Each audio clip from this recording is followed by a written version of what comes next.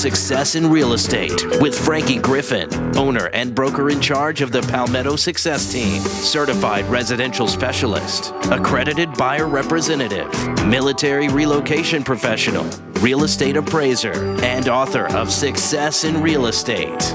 If you are interested in buying or selling a home, investing in real estate, or having your home appraised, you will enjoy Success in Real Estate. Now, here's Frankie Griffin. All right, everybody. Good morning. This is Frankie Griffin on Success in Real Estate, and this is your show, you the listeners, and we're here hopefully to help you make the right decisions, or at least some of the better decisions if you're going to be involved in real estate, either buying or selling. And we just want to help out with that, and that's what we're here for. We'd love to hear from you if you have any questions or comments today during the show. The number to call is 799-8255. 799-8255. We'd certainly love to talk to you. But going to be talking primarily, at least here, the first part of the show, about property disclosures and the requirements that sort of go with those disclosures. Because we're starting to see, or at least I'm starting to see, more and more problems cropping up out of this, and I hope it's just because it's a misunderstanding on what should be or what does not need to be disclosed. Good or bad, I get several attorneys around the area that will call on me to testify when there are court cases going on, and it's got a lot of it has to do with the lack of property disclosure. So I thought we'd talk about this a little bit, and the first requirement here is what we do have in South Carolina called a South Carolina Property Condition Disclosure Law, which in short just means if you're selling your house, and this would include whether it's a single-family residence or up to a 4-unit multifamily property, there is a property disclosure that has to be provided by the seller to the buyer. It has to be in writing, and this is required on all properties. Now, there are a few exemptions, and we'll talk about some of those a little bit later. But I can tell you at least one exemption that, or at least one area that is not exempt, rather, is the for sale by owner. Because I've been hearing this. I do a lot of work with for sale by owners. And if you have your home on the market right now and you're trying to sell it by owner, then let me first of all just say congratulations, because that is obviously and without question the best way for you to sell your house if you can do it that way. That saves you an awful lot of money in realtor commissions. And so there's no way to try to argue the point that that's not the best way to go. It is, as long as you can get it done that way. But if you're selling by owner, that does not waive any disclosure requirements or legal requirements in selling real estate. And so even though you may not have been trained or taken real estate courses, as far as the law is concerned, you're expected to know what you're doing if you're going to be selling your own home. So that's sort of what I wanted to talk about a little bit this morning. This property disclosure statement, it's a 5-page document, and it's not very easy in many cases to understand, so I'll say that right up front. It's just not a very good form in my opinion, or at least the way it reads. I do like the intent. I think that's a good thing. It's just sort of difficult the way it reads. I wish we could do a little better job of that, but what we got. And if you're selling your home, there is a state disclosure form that must be used. So you can't just sort of make up your own disclosure or get you a piece of paper out and write up something that you know is wrong with the house and get the buyer to sign it. It has to be on the state-approved property disclosure form. Now, again, this document, it has to be completed by the seller. So even if you are represented by a real estate agent, or if you've listed your home with a real estate agent, you still have to fill this out yourself, seller. That's a legal requirement. The agent cannot do that for you, or at least they shouldn't be doing it for you. But you got to go through it, read it, fill it out. But one of the big differences we've got right now with this current property disclosure statement or at least the biggest difference, because this is a fairly new one, less than a year old. We've had, in 2003 is when this law first came out. Then we've had the same form for about, I guess, what 10 years now. But the new form now actually requires not only do you have to disclose any known defects with this property, you must also disclose any recent repairs that you've made to the property. Because it used to be just as long as there was no defect, if you repaired it yesterday, then that means there's no defect, so there's nothing to disclose. Well, that's not necessarily the case today with the new form. Now, it goes in and asks if you have made recent repairs in certain areas, then you must also disclose what those things are, what kind of repairs have been made, what the issue was, and how the repair was made. The big reason for that is because, as we all know, there is a big difference between putting a Band-Aid over something and making a repair. We can put a Band-Aid over it, fix it temporarily, maybe to get us through a sale, and that's not what the law is intending right here. So we have to disclose everything we know about this property. Now, when you're filling this form out, the property disclosure, there's several questions that have to be filled out, but then you'll notice there's 3 squares, and you have to check one of 3 squares for almost every question they're asking. And the 3 squares consist of either yes, no, or no representation, and you got to check one of those 3 answers for each one of the questions. And I do want to just make sure that everybody understands what we're checking here. If, for example, if you check yes to any of these questions, then obviously you're saying that you do have knowledge of whatever that you have knowledge of whatever issue that question is asking about. You're saying there is an issue, there is a defect, and you know about it. That's what yes means. If you check no, then you're saying that you have no knowledge of such an issue. And then if you check no representation, this one is actually where I think we're causing a lot of people a lot of problems. In the time we got left in this first segment, I'll just say this. No representation does not mean you don't know. A lot of people are checking no representation because they'll read the question and they don't know the answer to the question, so they'll just check no representation. That is not what you're checking if you do check no representation, so we don't want to do that. I would suggest you answer again, all the questions are asking you, what do you have knowledge of? And I would recommend you either check yes or no. You either have knowledge of something or you don't. So if you don't know the answer to something, then my guess is you don't have any knowledge of it.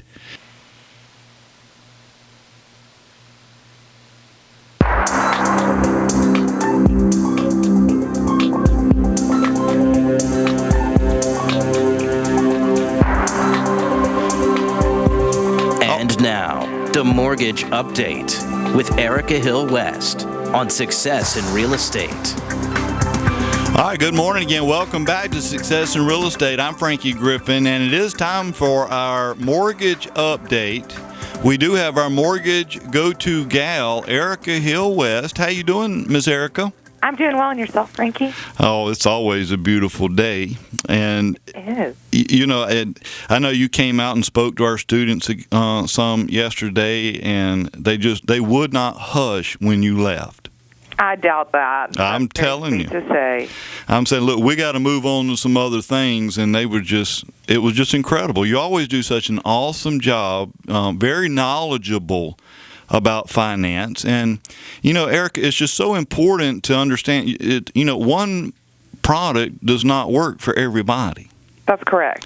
And you're so attuned to all the different loan financing products out there. It's just incredible. And I appreciate what you do for my clients, for sure.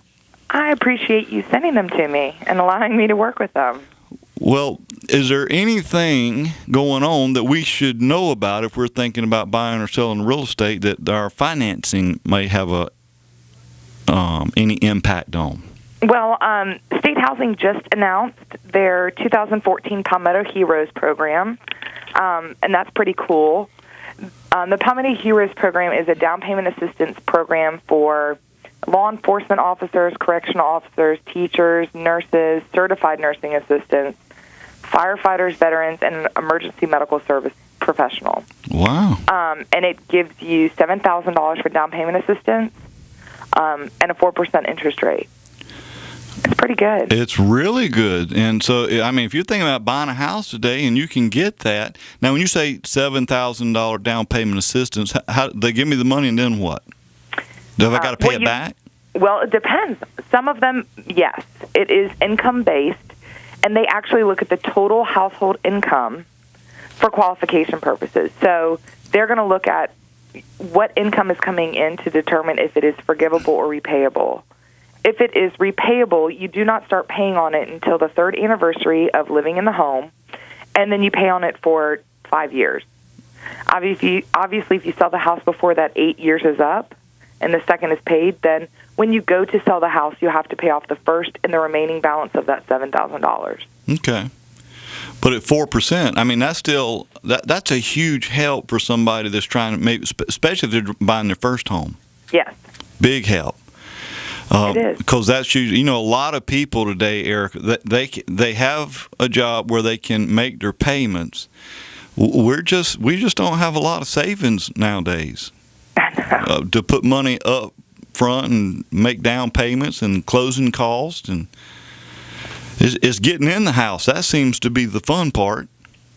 It is. I mean, we were talking about that a lot yesterday, how typically the people that want to buy, number one, either aren't ready, they don't have any reserves, any down payment money set aside, but they really do need to purchase just because of how much it would benefit them on a living expense basis month to month.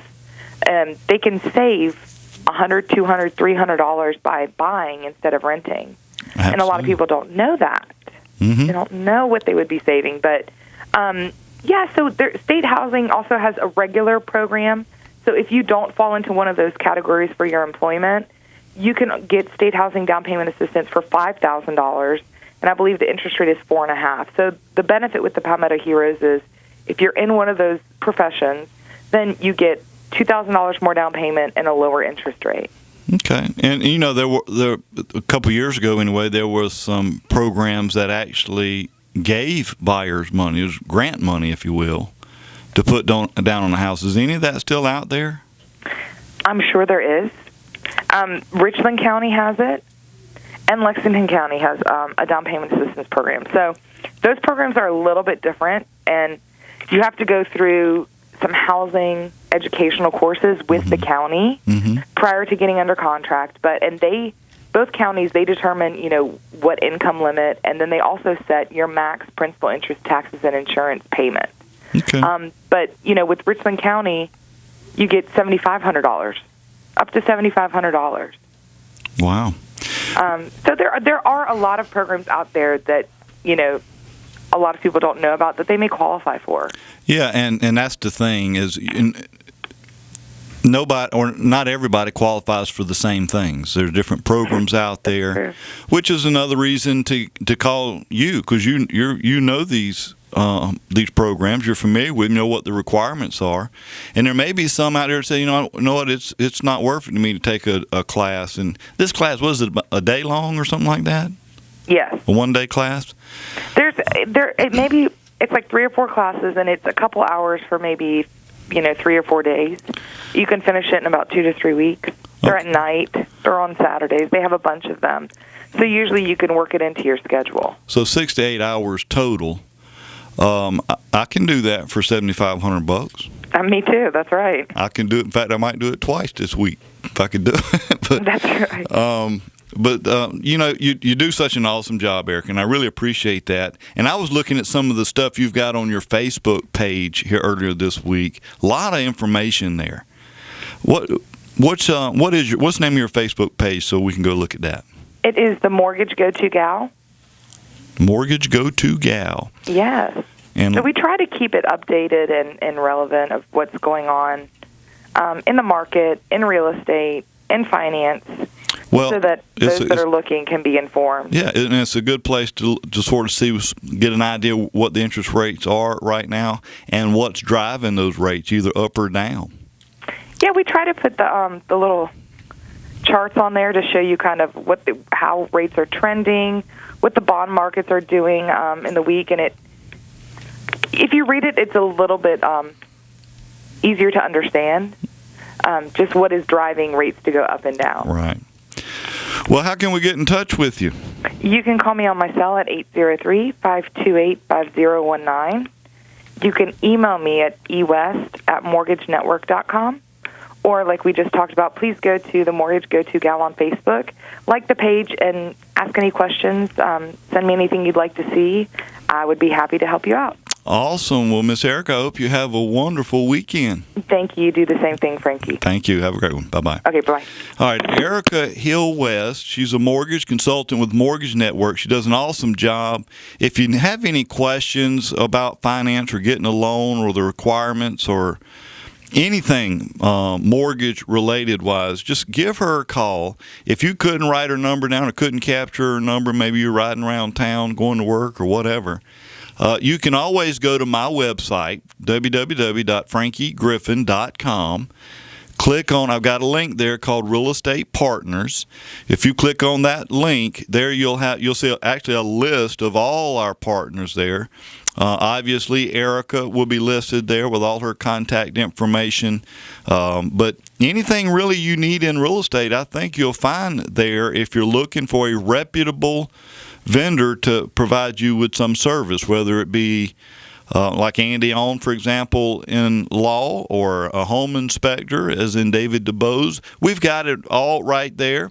If you need some professional photography, Jerry Bilton, which is here video in our show here every week, does such an awesome job with videos and photographs. But again, all their contact information is right there on the website. Just go to frankiegriffin.com.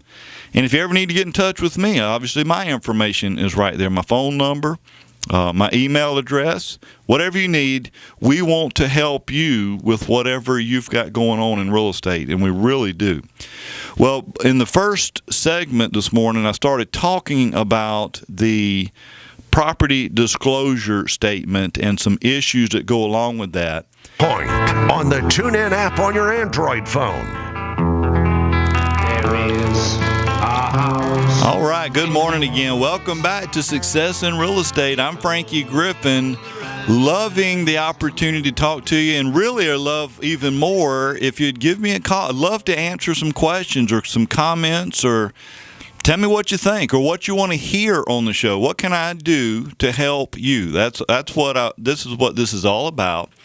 The number here in studio is 799-8255. 799-8255. In fact, during the break, I was just telling Brian, I've been getting, the last couple of weeks especially, a lot of emails and even text messages about thoughts and comments about the show. And I want to thank everybody that has sent me a message along those lines. But again, we'd still love to hear from you. It's always a lot funner on a talk show to have somebody to talk to. So again, the number here in studio is 799-8255, and we'd love to help you any way we can. But in the meantime, I'm going to go back to this subject we started in the first segment about these property disclosures and being kind of careful on some of the answers you check on this disclosure. The one that I would just caution you of, I'm not telling you not to answer it, so don't anybody misunderstand what I'm saying. I'd be careful about answering no representation to any question. You will find if you actually were to pull out the law that goes along with this disclosure document, it does state that if you do check no representation, you should consult with an attorney to determine any potential liability you may have for checking this answer. And I just got to tell you, that's all I need to know about that answer. If you're telling me I'm going to need an attorney, if I check that answer, I think I'll go with something else. But again, the whole intent behind this document is just for you to answer what you have knowledge of. If you're not sure about something or you don't know of what it's asking about, then I would just maybe think about answering no. I have no knowledge. Now, no does not mean there are no problems, and doesn't mean that at all. It just means I have no knowledge of any problem, which is a big difference there. There can be all kind of issues with a house that a homeowner has no knowledge of, which is why we have home inspectors hopefully go out and check things out before we start buying houses, especially. But you know what? Let me go ahead and touch on that real quick. This home inspection, and this is something I am a big proponent of now. I have been for a couple of years, as a matter of fact, but especially since this new property disclosure statement came out.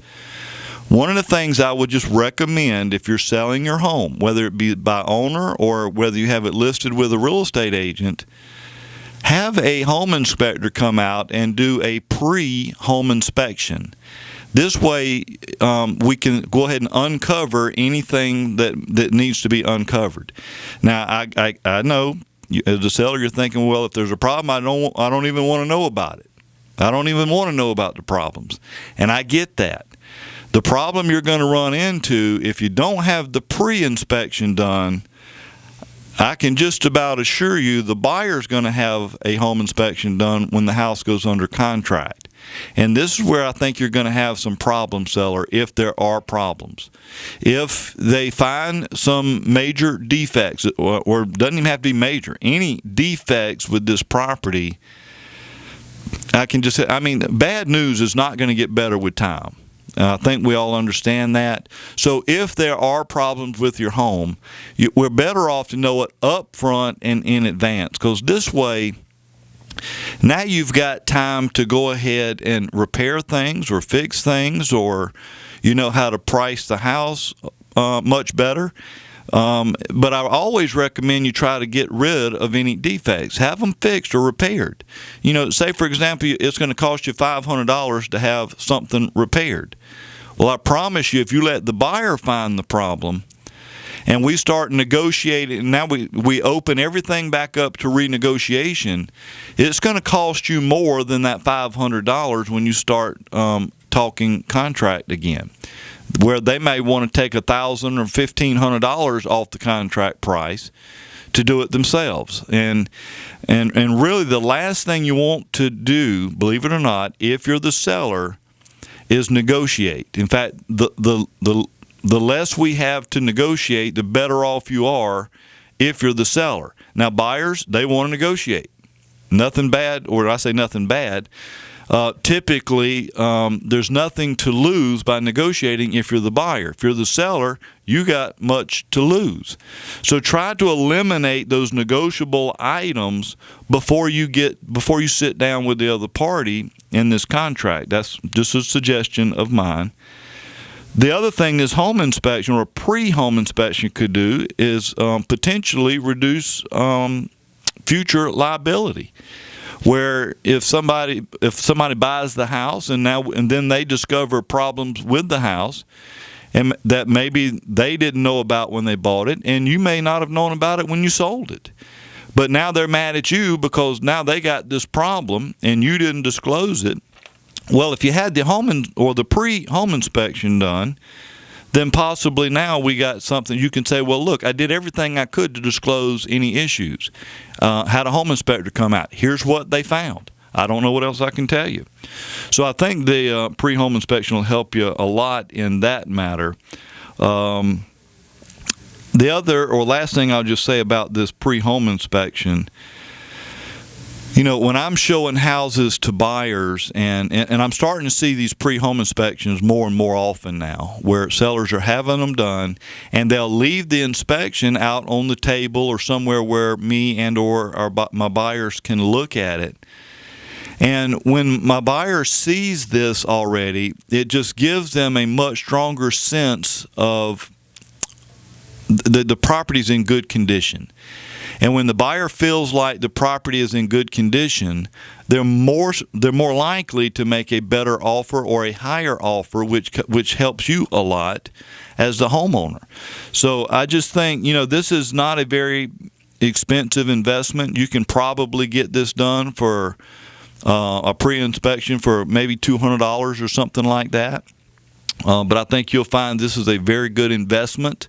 It will get you that much and more back. I do believe that. Now, I did mention earlier that there are some exemptions to this property disclosure statement, so I want to touch on just a couple of them anyway.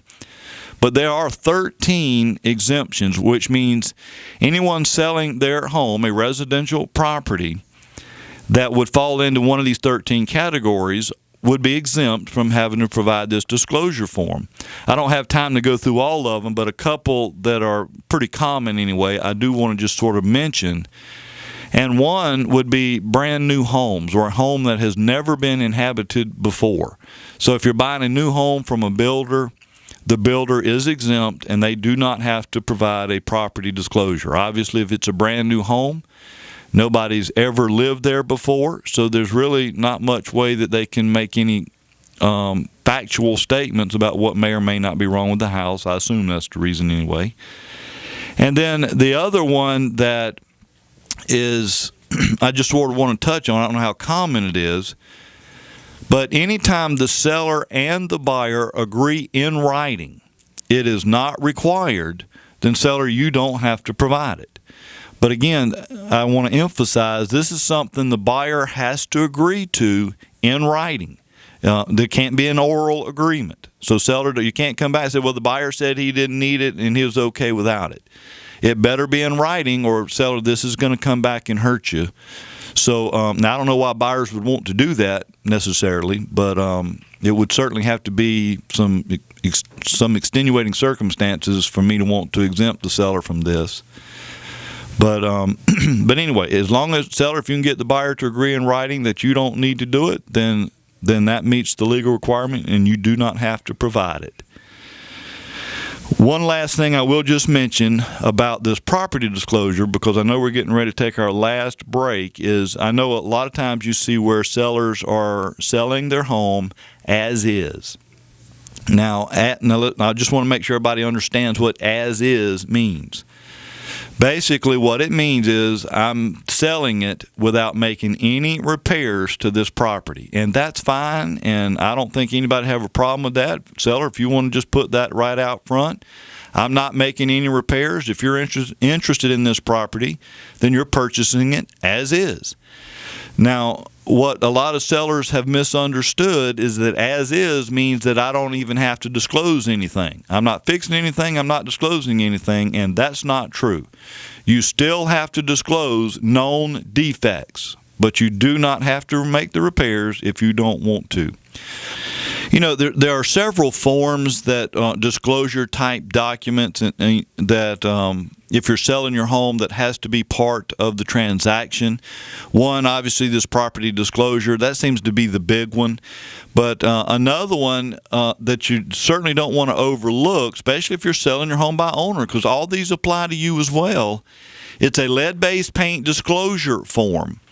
And this is a form, there's not a lot to it, but it is a state-mandated form, and it's required to be signed by the buyer and the seller, on any house that was built prior to 1978.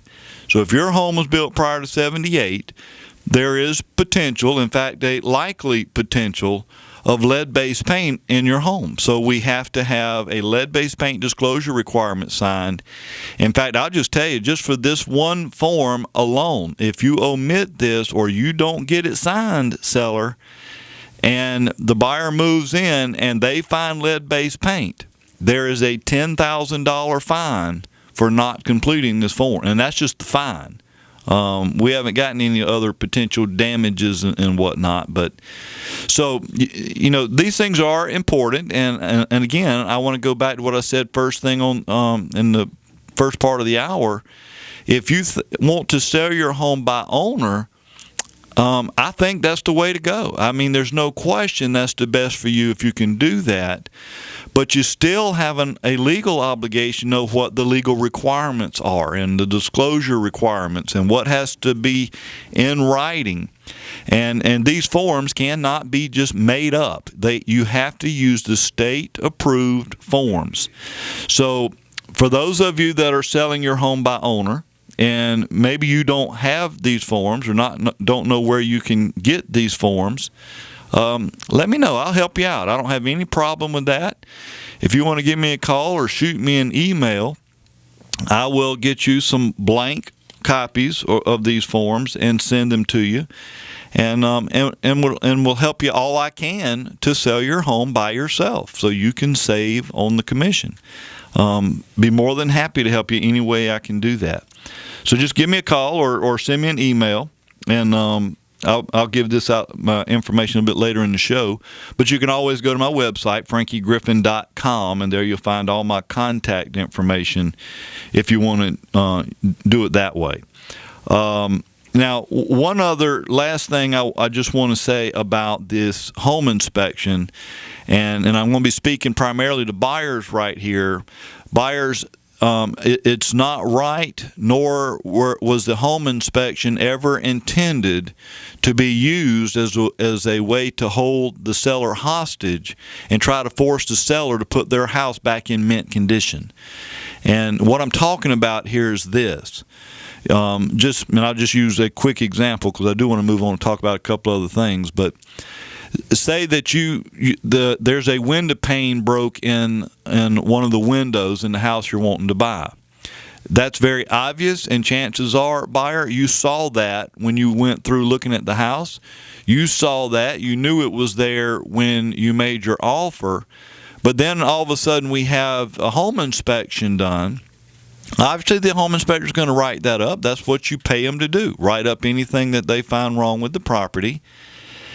And then you go in and ask the seller or expect the seller to replace the window. And that's certainly within your right. I'm not saying you can't do it. I'm just saying I don't think that's the way it was intended to work, and I don't think this is really the right thing to do. Because the house was priced based on the condition it's currently in. The seller's agreeing to sell their house to you, buyer, in the condition that it's currently in. So to me, it just doesn't seem right, and I hate to see it when buyers agree to this contract price and then come back and expect the seller or want the seller to go back and fix all these little nitpicking things, what I consider cosmetic type things. If it's a major defect or material defect, by all means, seller, you got to fix that.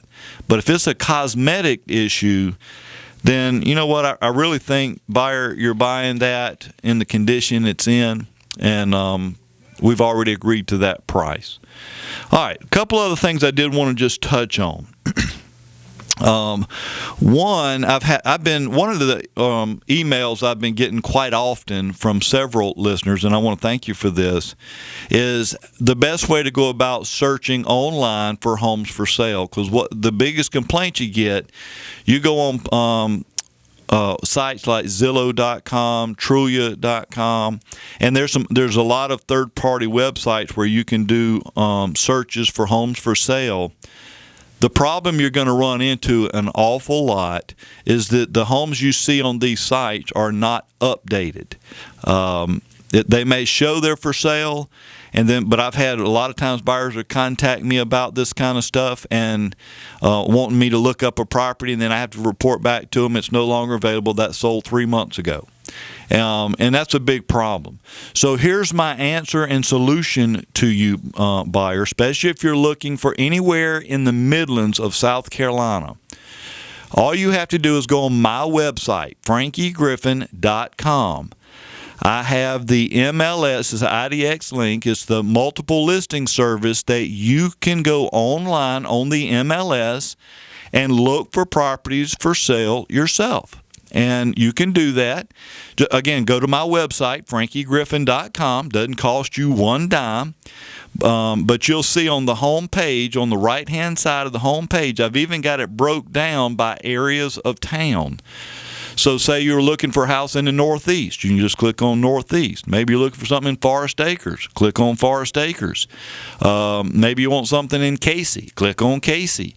And it will bring up all the properties that are for sale, and then you can have them arranged in any way you want to. You can just a little drop down menu. You can tell it to start from the lowest price to the highest price, or the highest to the lowest, or the newest listings or the newest ones on the market to the oldest. I mean, any kind of way you want to arrange it, but it's right there. And these are all current, up to date when you're looking at them. So check that out and let me know what you think. Again, just go to my website, FrankieGriffin.com, FrankieGriffin.com. And if you have any more questions, just give me a call. My contact information is right there. We are out of time for this morning, but thank you so much for listening. Hope you have a wonderful, safe weekend. You've been listening to Success in Real Estate on The Point.